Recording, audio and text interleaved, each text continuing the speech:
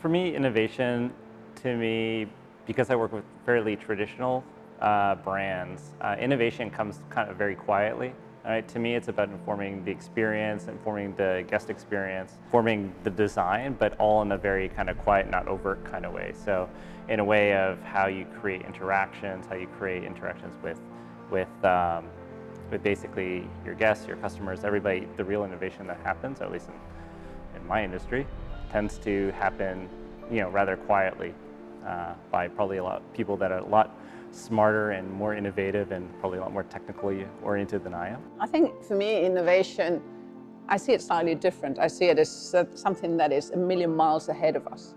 Innovation really should be that thing that leads every thought process that you encounter, every approach. For me, innovation is thinking outside the box.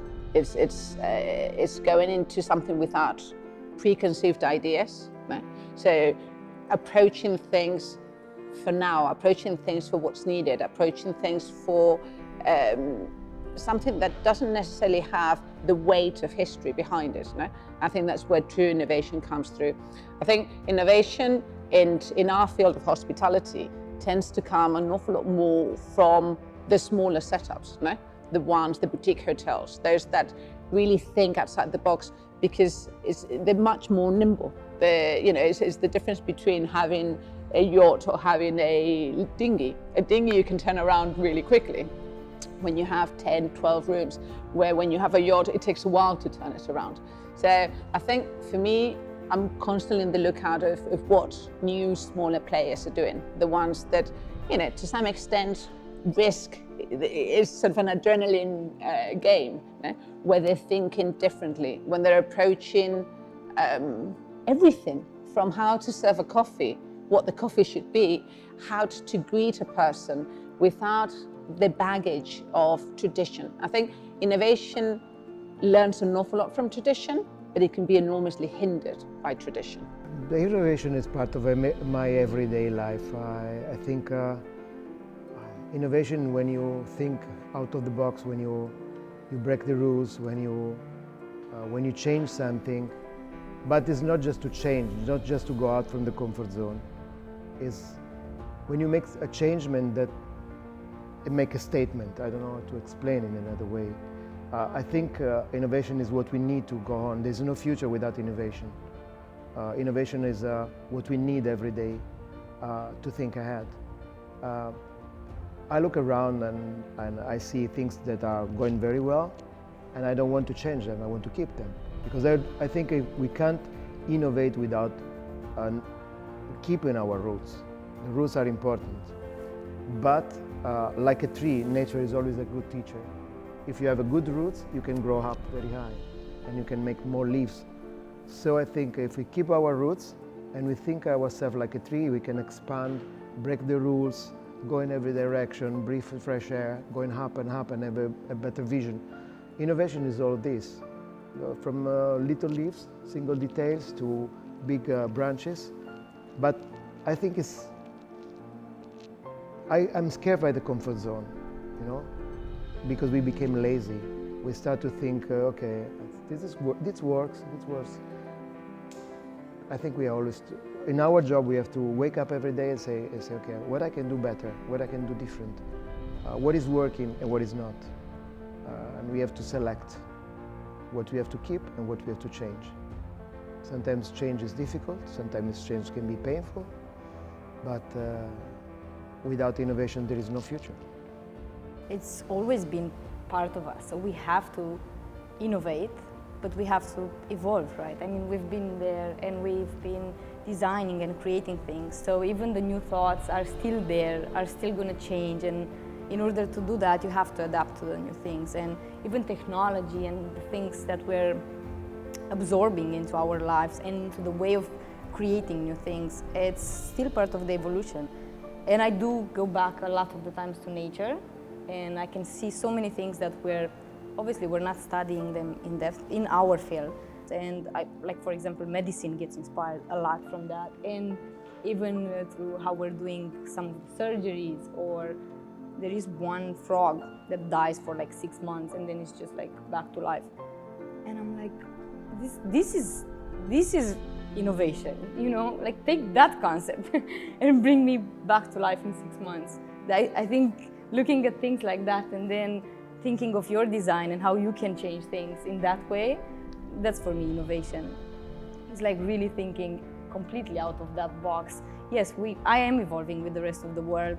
I am trying to bring new ideas at the table, but I think you're kind of forced to do that anyway in order to survive. And obviously, like I said, nature does it as well. Animals have to do it in order to survive. So they have to innovate all the time to not get extinct. So we're doing it in the same way. I think we shouldn't leave history behind. We should always be grounded in history, but not be dragged back by history. Not be fearsome. There's not to be a limit. Yeah, exactly. Not to be pigeonholed. I think we should learn from history finally. Exactly. Because we are immune to learning from history, and we should finally embrace history as something that can help us moving forward, instead of, as you said, pulling it back or having negative connotation to it. It's something that you need to understand to move forward. And I agree. And if you think about, some of the incredible modern painters, artists, etc., they became extraordinary traditional painters. To then have that base to be able to develop and move forward with that understanding. So I think great innovation comes from an enormous knowledge of what's there already. I think when we speak about roots, when we speak about past, we have to speak about culture. We can't forget the culture. This is this word. The past for me is the culture. What happened? We had to study. If we want to look. When I speak about history, and I say sometimes the young students. I teach in universities sometimes, and they don't know. They are, let me say, temporary ignorance, and sometimes they could be very innovative, but they don't know the history. They don't know that what they are creating has been already done. So I think when you are cultured, you can think ahead. Otherwise, you have to be a genius. It has to rain into your head an idea, but I don't know if this is just a part of a chemical, or is your fault or not. So I think that we have to be cultured. Doesn't mean that we have to look in the past with nostalgia, but we have to look in the past like an example. Sometimes we have to look at the mistakes that have been done in the past, not like a limit. And to be cultured, especially for the new generations. They come and say, we change the world, we do that and that. So I say, come, study. I give them a book and then say, okay, let's talk a little bit later. I was just saying that I think what your point about culture, I think, is important, because culture is always evolving. And as we evolve as a society, as technology comes in, we create new problems essentially, and these new problems require innovation in order to kind of solve. At the same time, culture is built upon previous culture and learnings, and I think it's important, as you were saying, to have that kind of knowledge. It's important to understand what works, and then you can kind of see the holes as we create new holes within our society as we move forward. I think there is value in whether it's culture, whether it's in traditions, and the real innovation is fusing these things together, kind of bringing it into the present, right? Looking towards the future, and how does that kind of inform where we want to move as a society, where we want to move in terms of culture. And that's not necessarily predictable, right? Because, inherently, and I think as we learned over, many years, it's kind of hard to navigate and see where everything's going with the world. But I think by building and moving towards things in a positive way,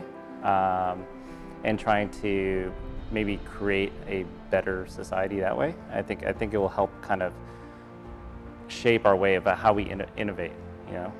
As a designer, it's part of your DNA. I think innovation is part of all of us. I think we strive for it. Innovation has to come at, for me, 3 fundamental different levels.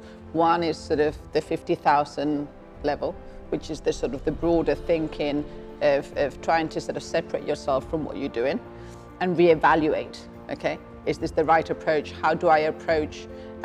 What am I after? No? Without necessarily going into it with a plan already. I think you need to sort of, what am I after? What is that achievement that I want? How do I want to transform this? And then think the bigger picture. And then it comes down to the 5,000, which is then creating those teams, creating that team structure to be able to allow you to implement those, to have the right people to be able to move that forward. And then the 5, which is the personal development, which is making sure that you continue to innovate within yourself, which is, as some of us were mentioning before, not to be restrained within a comfort zone, to constantly push yourself. And there is bravery to that. And there's always, society always has a slight rejection to that initial innovation. So it's working on yourself to make sure that you continue to push those boundaries.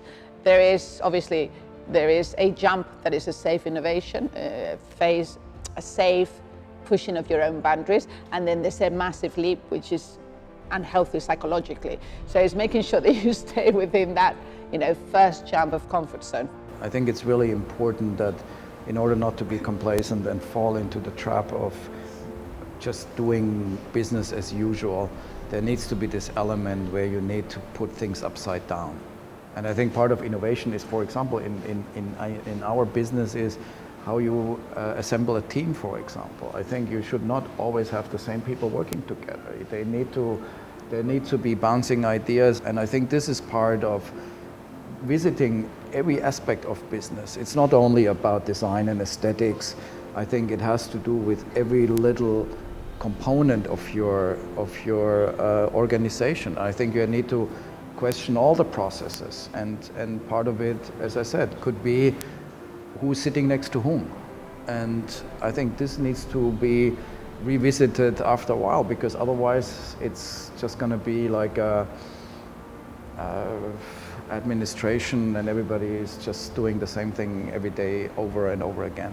You will see different processes, like thought process into a new idea, especially for concepts, and it's quite interesting because of course it's different innovation within different cultures. But what we're trying to do is actually allow people to go there, allow people to have that creative idea. And it just starts with small things. Like, for example, we're introducing small talks. We're calling them Coffee and Innovation on Mondays, before our weekly management meeting and the studio meeting. We're having this small talk, and it's just for people to present something that they're passionate about. It might be a project, it might be a product, an experience, or anything. But I think small things are actually making people feel a lot more comfortable and push that thinking outside of their comfort zone. The moment they are just doing their job, and a lot of us are also still working on packages, right? You're in a DD package. Yes, you can be creative in details, etc., but it's not the same thinking. So I think the moment you get out of that a bit and you just like have the freedom and flexibility of coming up with something outside of the office, then I think your mind is already thinking a bit different. And I think introducing that in all the studios, for example, it does help people think in a different way. We're introducing different setups for people to feel a bit more relaxed, for example, when they are doing that. Yeah, you can be creative at your desk as well, but there are so many different levels of feeling comfortable within a work environment and being creative within your own space, that I think it does matter what you're having into that. You are, a lot of the times you are, especially when you're working extremely deep into a project, you care for it, you're extremely passionate about it, you'll fight for it. But that's for everyone, that's us as designers. So that's why when people present from other studios, it's quite nice to see it from the outside. A couple of years ago, we designed a small boutique hotel in the south of Italy, and the client was asking us to have something really different. And it was an old palazzo, very old palazzo in the south of Italy, in a small village, in a wonderful place, in a wonderful small village. I mean, they want a boutique hotel to be involved in the design yearbook of hotel design hotel and so on. And I, frankly speaking, I don't like very much these boutique hotels. They fill this with all the Italian furnitures, and they make this, they look like a showroom. Frankly speaking, it's not my way of thinking. And I say we have to think about in a different way. We have to innovate the way, the experience that we want to bring to these people in this place. And we see the food was one of the main topics of the region. And so we decide we renovate the place in a very simple way. We try to save, we restore the frescoes and so on. And we make a very, very clean design. But we start to change the flows and the paths of the place. For example, if you want to go to the swimming pool, sometimes you have a path that you have to go through the kitchen. You say something that was, when we proposed this, the people was shocked, because they say, no, we want to go through the kitchen. We design a big kitchen, and the door of the pool was exactly, you have to go through this big kitchen. And we did a small casting, and we found a chef, a woman with a very round smiling face like this, with a big hat, and she was cooking all the day long. And when you go through the kitchen, she on the top of this kitchen there was some food, local food, and she was inviting you to taste this, and she was teaching you the recipe. She was creating a sort of experience completely different. And the people get crazy about that, because they were in south of Italy testing food, exchanging ideas, having a different kind of experience. It was just not a bed, a pool, a breakfast. I like it, I don't like it. Okay, I know this furniture, I have the same in my house. Okay, this is designed by Roberto Palomba, it's designed by somebody else, who cares? But what they bring back to home was something very real, very consistent about the reason why they were in this place. And that's exactly what I want to do in my job. Create this kind of innovation, this little innovation, to bring emotion to the people. We definitely can't say there's a blanket way of doing things. You know, I mean, different brands, different levels of brands, different processes, you know, are different, because the guest experience is different. The type of guest that each brand is targeting is different. You can't be everything to everyone. I think that is impossible. I think that's a fallacy. However, that being said, right, there's a lot of innovations and learnings to happen from the different brands, and that's the one great thing about you know, being able to look at a variety of different products on the market, whether it's lifestyle, whether it's boutique, whether it's you know, economy. Economy is actually very interesting, because there they have very little, and they're actually almost forced to innovate in order to compete in the market, because it's a large market. And you can see something that happens at a very micro level. What I like to see is somebody who's coming in that might not necessarily work on a particular brand, or is maybe something completely unrelated, but can bring a new perspective or a new voice, right? One of the things that always kind of bugs me a little bit when you deal with something like, for example, like a raffles, is like, oh, we need somebody who's already designed a raffles. There's only so many of those, and they've only been around for, like, you know, some of the people who did the original ones, well, they're dead, right? They've been long gone, and now we need to bring, like, new people.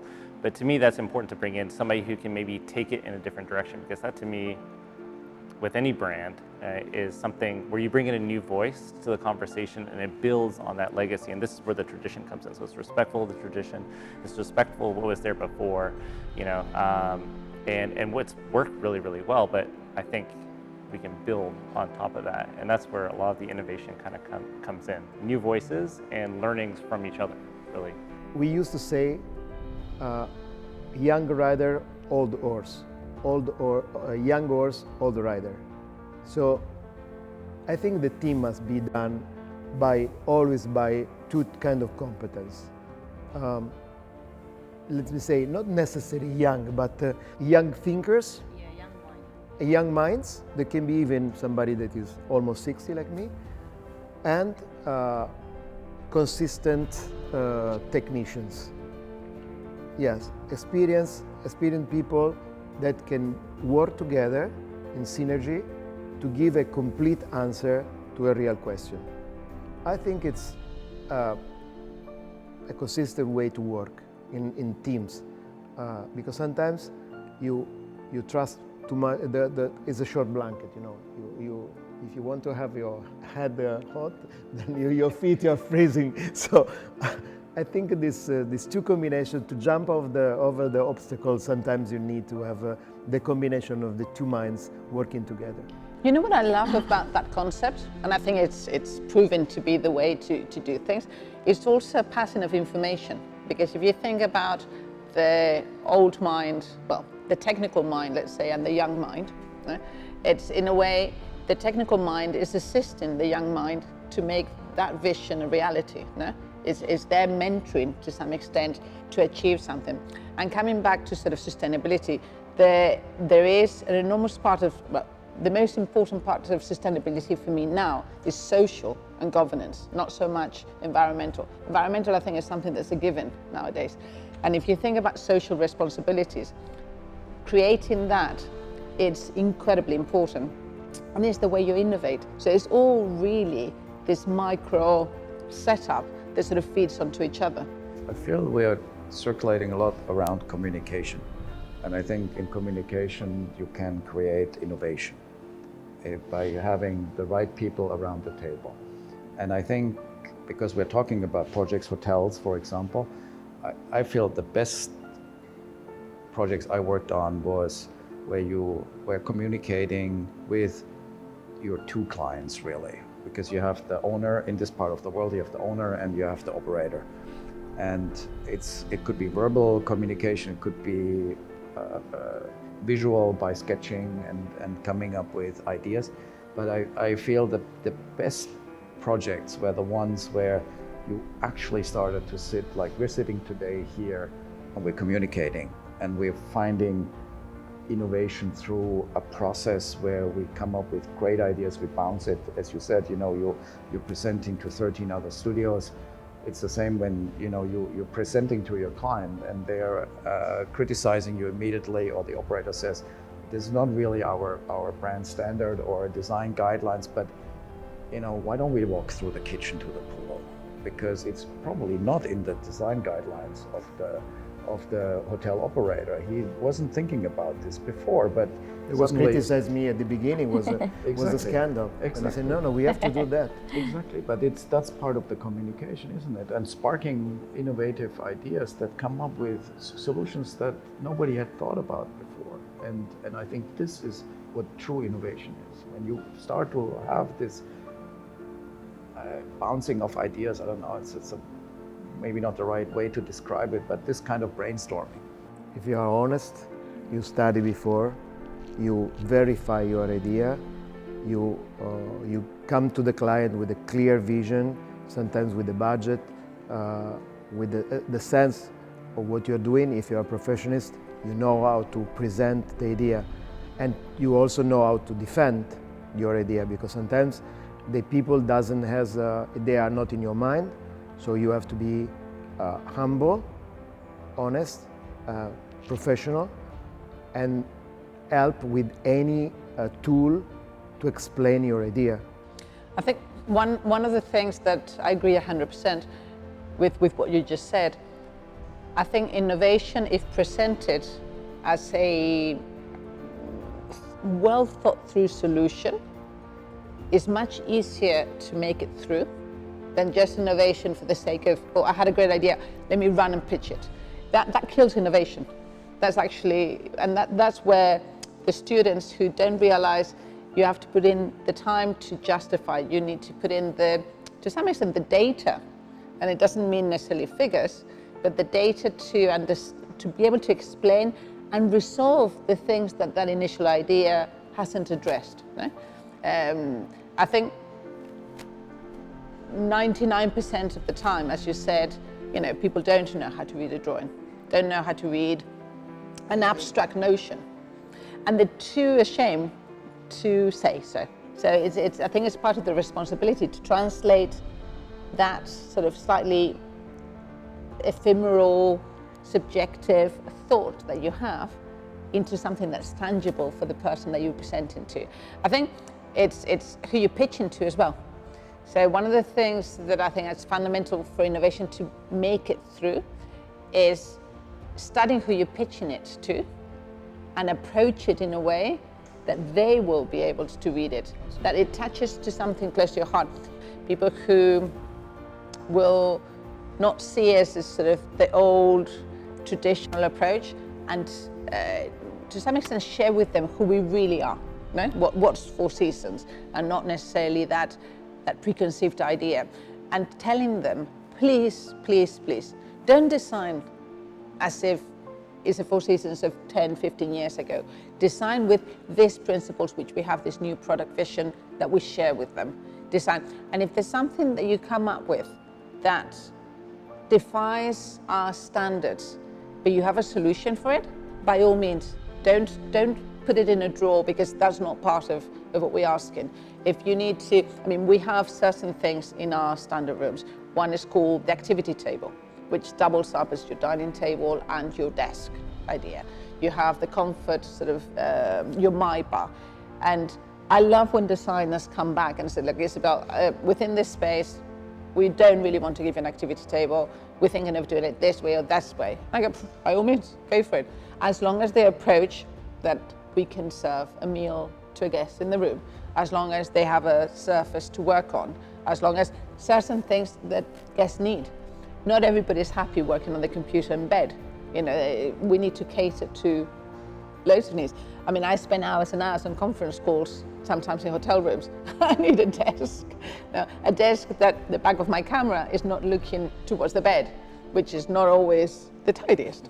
So innovation is thinking things through, having, for it to actually fly, thinking who you're presenting to. Are you coming in with a clear vision, a concise vision, a well thought out vision, but how all these different parts and pieces work together, and when it works together incredibly well, all right, then you have a successful property, a successful product at the end of the day.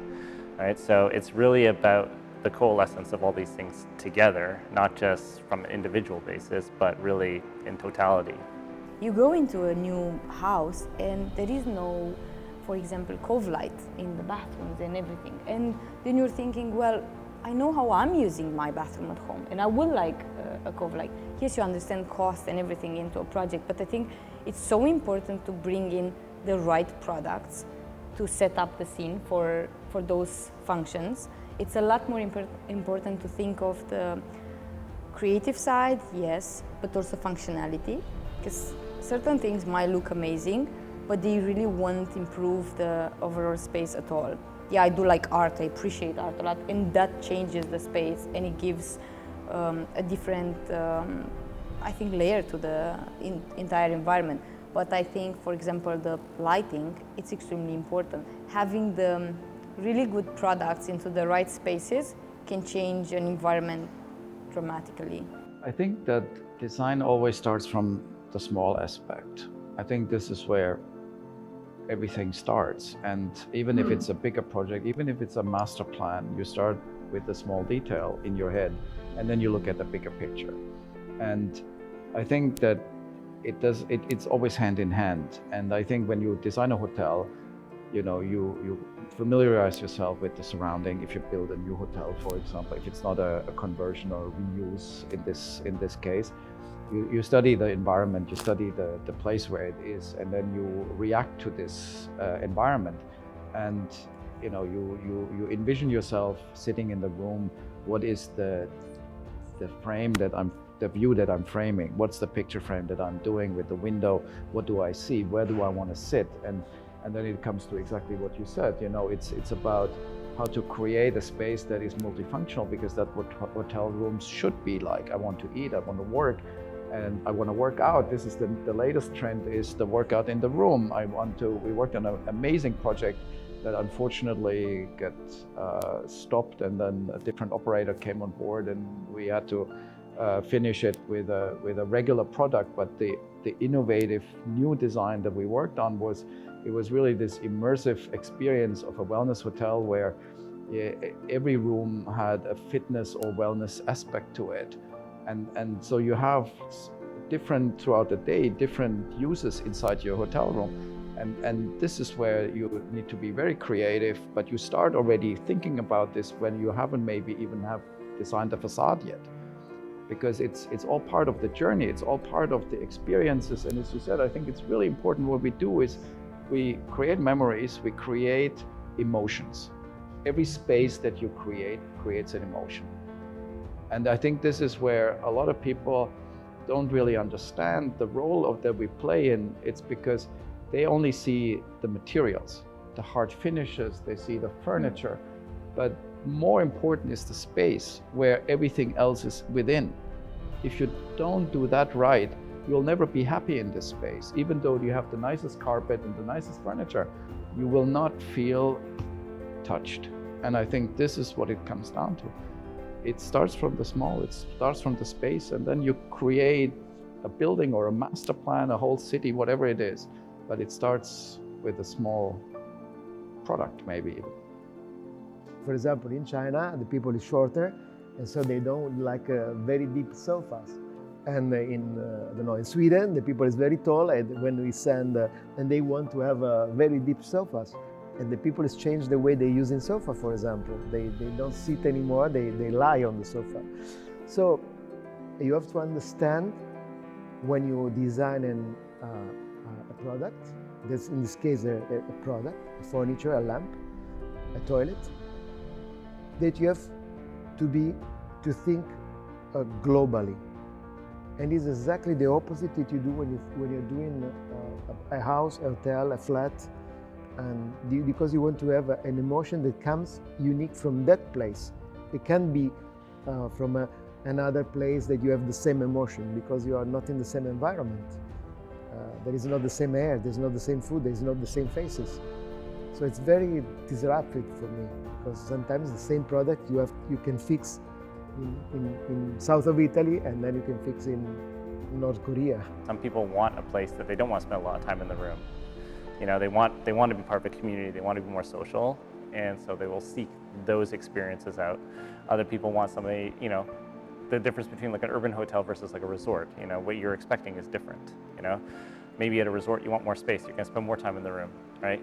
Urban hotel, I'm gonna be out in the city, I'm gonna be coming back to crash at night, you know, so these type of expectations tend to fluctuate depending on why I'm there, who I'm with, all right? You know, even how old I am or where I am in my life, right? So I think it's a very tricky question to answer very specifically, other than basic touch points of comfort that we all kind of expect these days. A great bathroom it makes an enormous difference. I like baths. I know they're not sustainable, but I love baths. I'm not a great fan of showers.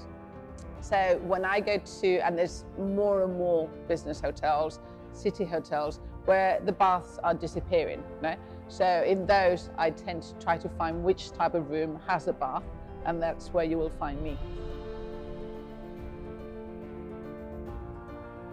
I like lobbies. I really like lobbies, and I think these are usually the worst designed spaces. And but I think they have a really important function.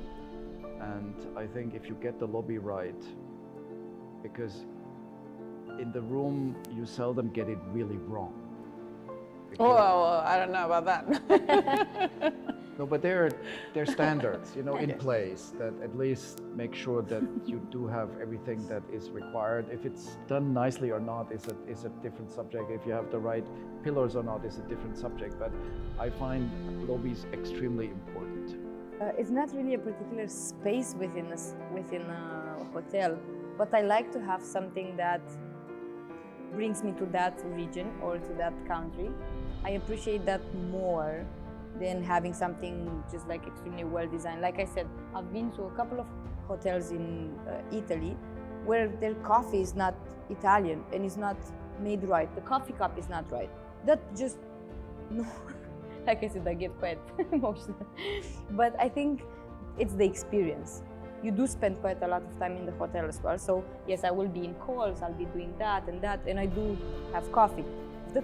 If that part of the experience is wrong, then it just, yes, affects the way I'm looking at the design of the room, and then I'm looking at the design of the lobby.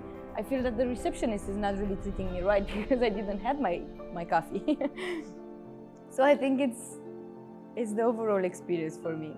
I think that it's a lot more important than picking a certain element. Well, the first sense we interact is sight. So what we see is very important to bring us the first emotion, the first connection with the space we are.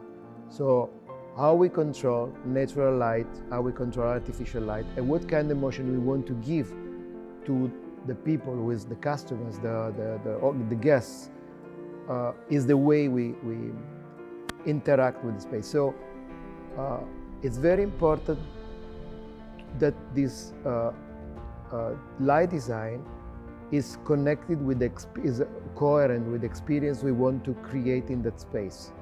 So this is very important for me. And how the light changes during the day, how when you go into a room, you turn out, for example, for me, when you come into a room and you turn out the light, the light must be set in a certain way.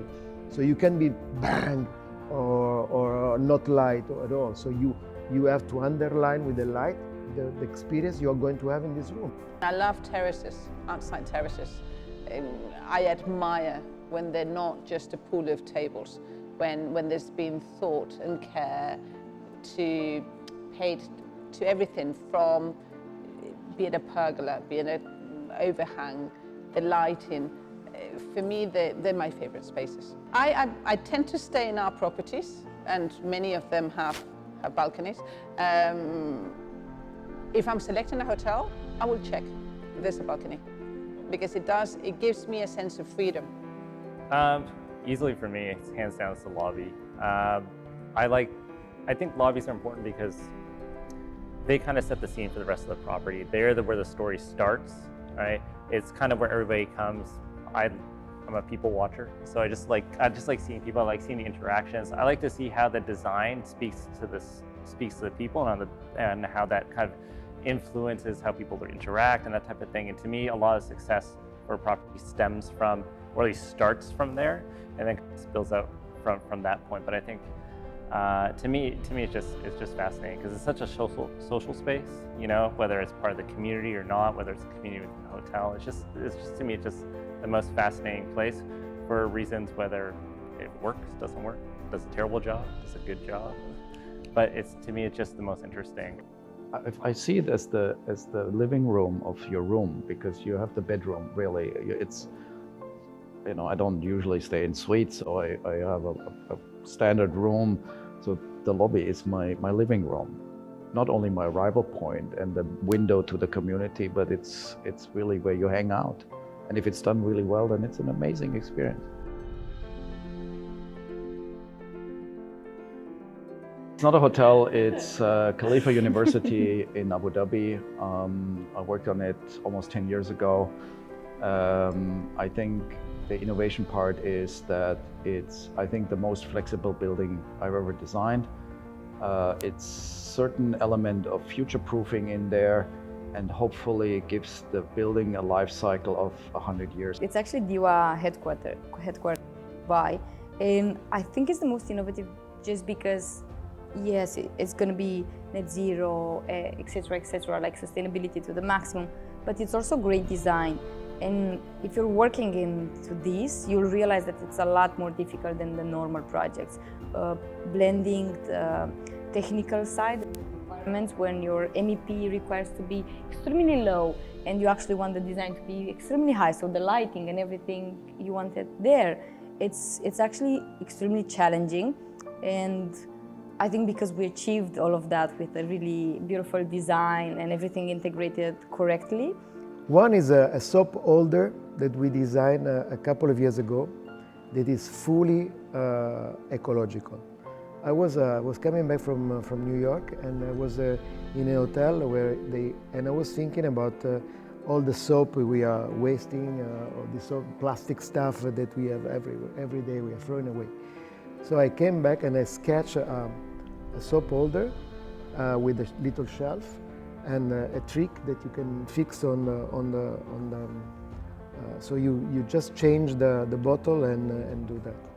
But I work with the brand in order that the shelf, the soap stuff, and the valve to do it is made in the same material. So basically, you can recycle, and we create a cycle of the same brand comes, recharge the soap when it's finished, and so on. So the entire process is very easy to be recycled, in 100% recycled, and there is a sort of cycle that it works in a circular way. So this is fantastic because it really solves the problem of throwing away this kind of element. The second one is a completely different scale. Small museum we are designing in Pompeii. You know Pompeii, the old town of Indianapolis. And this small museum is for the organic stuff they found under the dust of the volcano. So from the ancient time of Rome, they still have preserved grains, fabrics, some organics, and so they are studying, and so we are designing a sort of a museum and laboratory to study the stuff. For example, the DNA of the old orzo or frumento, or the seeds, or all the linen, or these kind of things. But the idea is because the little museum is between outside and inside the Pompeii area. Because I think now that we have to think museum in a different way. Sometimes we think museums are a place where you have to go in, but we have to start, and the people, especially the young generation, they are not going to do museums. We have to think a little bit like a Zara retail. I know that what I'm saying perhaps is a blasphemy, but we have to think that even museums need windows. And these windows belong to the city. It doesn't belong to the museum itself. So we have to create something to attract the people, and sometimes we have to show something just walking, be generous, and say, okay, you don't pay to see this statue, to see this painting, but if you can come inside, you can see more of this. So I think this was an innovative way to think about, and to say, okay, let's find a way to make this culture available and tangible, and let's attract the people inside. So two different things, different scale, but I was very happy about both. I would say with Four Seasons, I would say the yacht that we launched about a month ago. We're thinking about yachts in a very, very different way. We're addressing it in the Four Seasons way. And I think that what we're coming up with is very innovative. I think I'll do the same thing. I'll speak to future projects. Be a little bit cryptic, but for me, it's actually a brand. For me, it's Orient Express. Something that's a very old brand, but we don't have any property. So it gives us an opportunity and a space to be very interesting and be very innovative with the right designers, with the right people involved, to really create something new. So take something old and become new and fresh and innovative. So to me, it's really the potential for innovation that's there, which I think we can do something quite interesting and quite different from what typically we would do from a property or a hotel, especially with something that's as old as Orient Express as an identity. You know. Well, Orient Express, has lived on for so long as a train brand, right? As anything else, and it signifies certain things, and it's really about how do you take that and turn that into a hotel experience, and an urban hotel experience, or like a resort hotel experience, or something like that. And to me, how do you create something that is both very old world, that is about all the romance about travel, but how do we bring it into today, and how do we make that kind of new and fresh, right? So to me, that's where things get very interesting, and that's where I see the potential for innovative thinking.